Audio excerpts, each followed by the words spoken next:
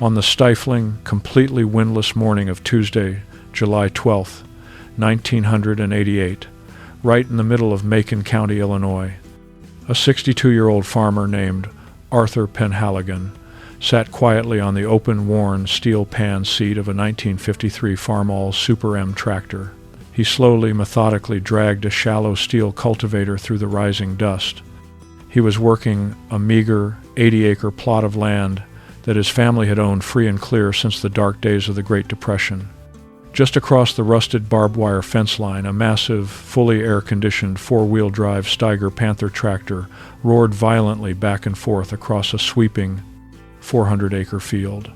The massive Steiger belonged to Arthur's much younger neighbor, a 35-year-old, highly ambitious expansion farmer named Warren Gable. Warren was aggressively pulling a massive, deep-ripping chisel plow, violently tearing the heavy earth open nearly 2 feet down, preparing the soil to apply highly aggressive chemical anhydrous ammonia fertilizer. When Warren finally reached the end of the fence line and turned his massive, roaring green tractor around, he looked down from his high, tinted glass, climate-controlled cab at Arthur's rusted, 35-year-old, open-air Farmall. Warren shook his head and let out a dry, arrogant, dismissive laugh that was completely drowned out by the deafening roar of his massive dual exhaust stacks. Warren confidently carried exactly $1.2 million in operational bank debt. He believed absolutely, without a single doubt, in the modern agricultural gospel that farming was strictly a high-stakes game of maximum yield, maximum financial leverage, and maximum diesel horsepower. He honestly wasn't laughing to be intentionally cruel. He was laughing because, to his modern, educated mind, old Arthur was completely wasting his life blindly scratching at the surface of the dirt with a pathetic 44-horsepower relic that couldn't even successfully pull a modern, heavy corn planter. To Warren, Arthur was a tired relic, his rusted machine was a dangerous relic, and his tiny, debt-free 80-acre farm was an inefficient, laughable embarrassment to modern, industrial American agriculture. But Warren's cruel amusement relied entirely on a fundamental, highly dangerous assumption about exactly what makes a family farm survive in the long run. Warren was blindly measuring success strictly by the massive size and cost of the equipment rolling above the ground. Old Arthur was quietly measuring success entirely by the invisible biological structure of the living soil deep below. To truly understand exactly why young Warren felt so incredibly comfortable, arrogantly laughing at his older, quieter neighbor, you absolutely have to understand the highly specific, incredibly aggressive economic environment of the 1970s and 80s. Throughout the late 70s, the powerful agricultural banks and the highly educated university extension offices had aggressively, relentlessly preached a single, uncompromising, fatal message to traditional American farmers: get big or get out.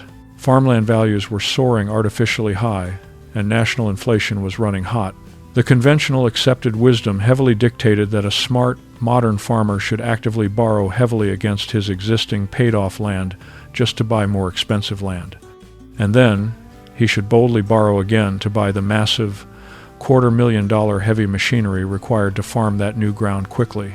Warren Gable was an absolute textbook disciple of this aggressive, high-leverage era. He viewed the rich topsoil absolutely not as a complex, living biological system, but merely as a dead, inert industrial medium. The modern formula was simple.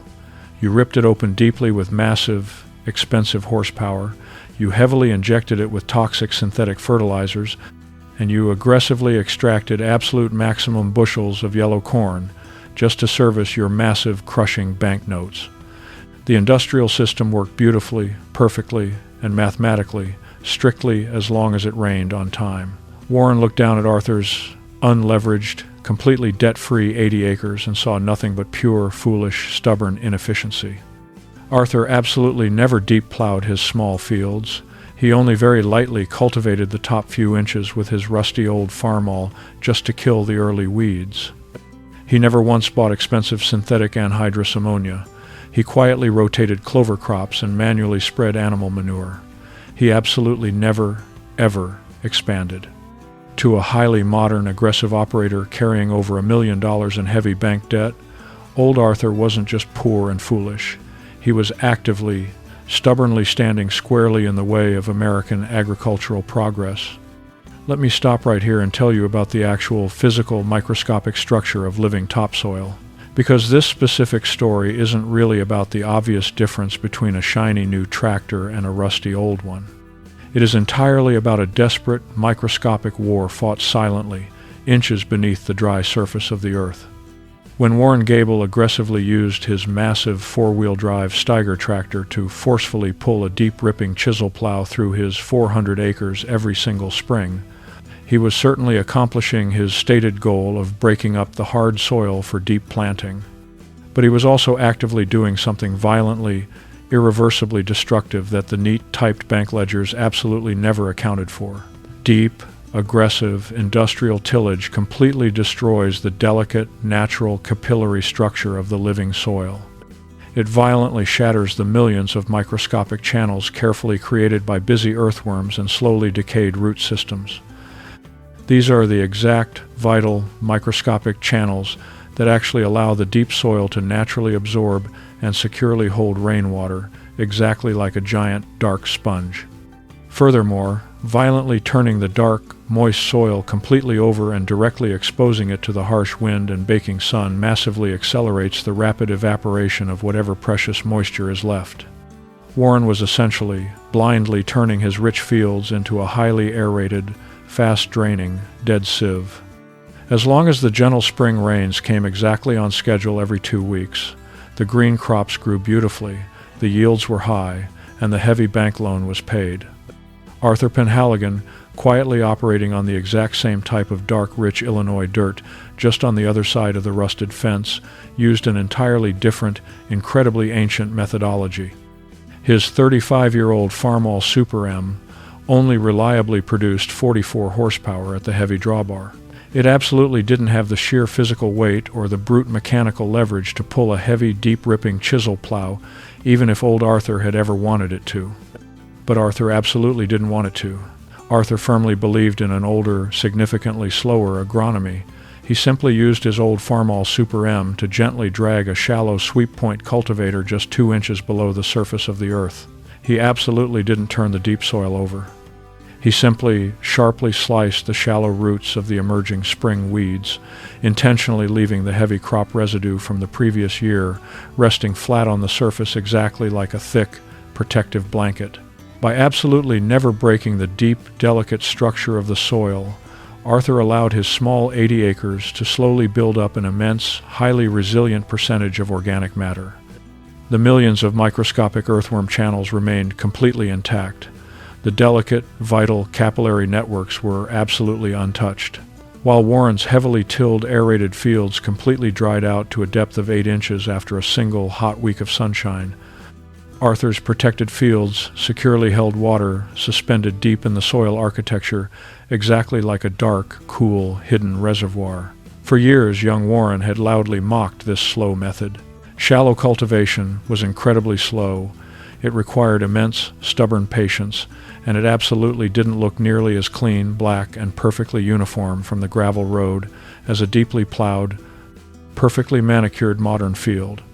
Warren's massive, expensive equipment easily allowed him to plant 400 acres in the exact same time it took Arthur to carefully plant just 40. To the highly modern, heavily leveraged mind, sheer speed was the absolute only metric of success. But speed is a highly dangerous luxury, purchased entirely with the absolute assumption of ideal weather conditions. When the conditions are no longer ideal, the brutal physics of the soil become absolute. In May of 1988, the gentle spring rains simply stopped falling entirely across the vast American Midwest. What exactly happens to $1 million of heavy bank debt when the clear sky absolutely refuses to pay it? By the middle of June 1988, the entire American Midwest was baking violently under a massive high-pressure ridge that simply, stubbornly refused to move. The brutal temperatures pushed past 100 degrees for agonizing weeks at a time, and the sky remained a cruel, completely cloudless blue. The terrible drought of 1988 would tragically go down as one of the absolute most devastating agricultural disasters in modern American history. costing billions of dollars and completely destroying thousands of heavily leveraged family farms. On Warren Gable's side of the fence line, the absolute consequences of his highly aggressive agronomy were compounding with terrifying visible speed. Because he had aggressively deep-ripped his entire 400 acres, the intense baking sun dried his exposed topsoil completely to dust all the way down to the deep 2-foot mark. The heavy, expensive synthetic anhydrous ammonia fertilizer he had aggressively injected deep into the earth, which absolutely required abundant, deep moisture to safely dissolve, simply sat in the bone-dry dirt and began to actively, chemically burn the highly delicate roots of his struggling, emerging corn.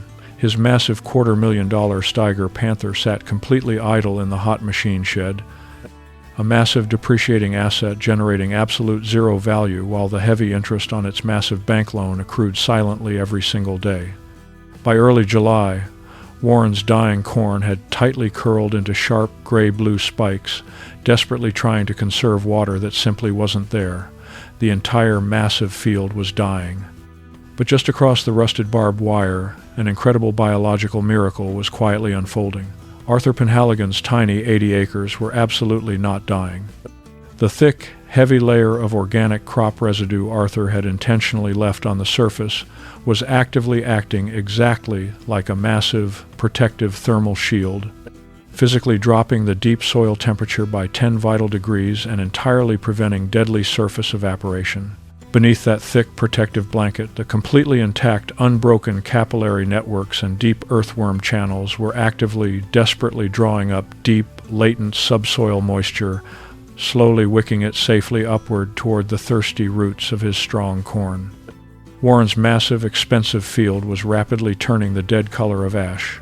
Arthur's tiny, debt-free field was stubbornly, impossibly, brilliantly green. What exactly happens when the smart man, who followed absolutely all the modern rules, suddenly realizes the rules were completely wrong?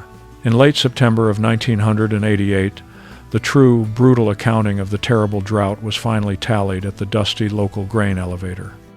Warren Gable desperately ran his massive, expensive 6-row combine through his dead 400 acres and harvested an absolutely devastating, crushing 22 bushels of corn per acre.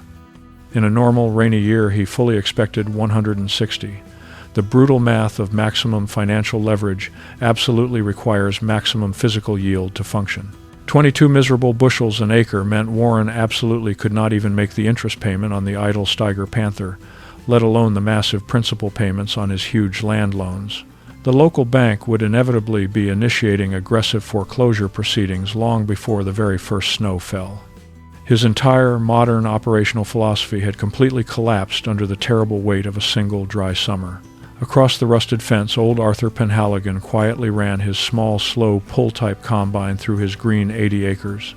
He smoothly harvested 68 bushels an acre. It was absolutely not a record-breaking yield. It wouldn't put his weathered face on the glossy cover of any modern agricultural magazine. But Arthur had absolute zero debt. He owned the land completely, he owned his rusty 35-year-old tractor outright, and he had grown the entire crop using strictly saved seed and free animal manure. 68 bushels an acre, sold at the highly elevated, artificially high drought prices of late 1988, meant Arthur wasn't just barely surviving. He was turning a massive, pure cash profit. On a quiet, warm Tuesday evening, a broken Warren Gable walked slowly across the gravel road and stood silently by the rusted fence line. He absolutely wasn't arrogant anymore. He looked quietly at the old man, slowly greasing the worn bearings on his 1953 Farmall. Warren didn't ask for a desperate loan, and he didn't foolishly complain about the unfair weather. He looked down at the thick, dark, moisture-rich soil sitting safely beneath the heavy crop residue in Arthur's field and simply, quietly asked, how did it hold the water? Arthur absolutely didn't gloat over his young neighbor's absolute financial ruin. He slowly wiped his calloused hands on a dirty shop rag and quietly explained the invisible architecture of the earth. But the quiet victory of the old ways had a completely honest, undeniable limit. Arthur's biological, debt-free approach to farming was incredibly, miraculously resilient, but it was absolutely not mathematically perfect in all conditions. Arthur knew full well that if the summer of 1988 had miraculously brought perfect, consistent rainfall, young Warren Gable would have easily harvested a massive 200 bushels an acre. Warren would have rapidly made over $300,000 in gross revenue, paid his massive banknotes easily, and aggressively expanded his huge operation even further. In a perfect rainy year, Arthur's steady 68 bushels an acre would have looked foolishly, pathetically small.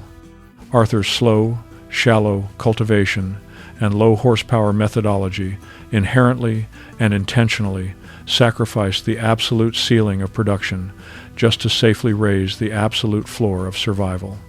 He could absolutely never match the sheer, explosive production volume of modern, chemically driven, deep tillage agriculture when the weather was absolutely ideal. The educated experts who confidently advised borrowing millions of dollars weren't necessarily stupid, they just dangerously assumed that the good rainy years would outnumber the bad, dry ones long enough to pay off the massive principal. But old Arthur understood a highly fundamental, brutal reality about the American Midwest. Nature owes absolutely no man a perfect year. When you aggressively farm with heavy financial leverage and massive mechanical overhead, you are desperately betting your entire generational legacy completely on the unpredictable weather. Arthur's rusted 1953 Farmall Super M and his untouched dark topsoil absolutely weren't designed to make him a wealthy millionaire. They were meticulously designed to make him completely unkillable. Warren Gable had aggressively built a highly leveraged farm, perfectly designed to win a fast race. Arthur Penhaligon had quietly built a highly resilient farm, perfectly designed to survive a brutal siege. And in the harsh agricultural world, the long sieges absolutely always come. In the bitter cold winter of 1988, Warren Gable's entire 400-acre operation was brutally liquidated by the local bank at a public auction. The massive, expensive, green Steiger Panther was quietly loaded onto a commercial flatbed and hauled far away just to pay a tiny fraction of his massive debt. But the fertile land itself stayed in the quiet neighborhood. Arthur Penhaligon walked quietly into that tense auction and calmly bought the adjacent 40 acres of Warren's repossessed land. He absolutely didn't finance it with a bank. He calmly wrote a paper check, using the pure cash profits strictly from a quiet harvest that the highly educated experts had arrogantly laughed at just 3 short months earlier. Today, Arthur's grandson proudly farms those safely consolidated acres. The modern operation uses slightly larger equipment now, but the core agronomy remains exactly the same. Absolutely no deep ripping, absolute zero massive leverage, and an absolute relentless obsession with the microscopic biology of the topsoil. And every single spring, the grandson still proudly fires up the rusty 1953 Farmall Super M just to quietly drag a shallow cultivator through the weeds, keeping the old iron running and the deep memory alive. The absolute most reliable, powerful advantage a person can carry into a massive crisis is absolutely not a massive banknote, and it is rarely the absolute newest, shiniest technology. It is a fundamental, quiet, deep understanding of the true natural mechanics of the exact problem right in front of you. The loud world is absolutely full of modern, expensive solutions that rely entirely on perfect conditions and incredible speed, just waiting to be brutally humbled by someone who simply, quietly knows how to truly grip the earth.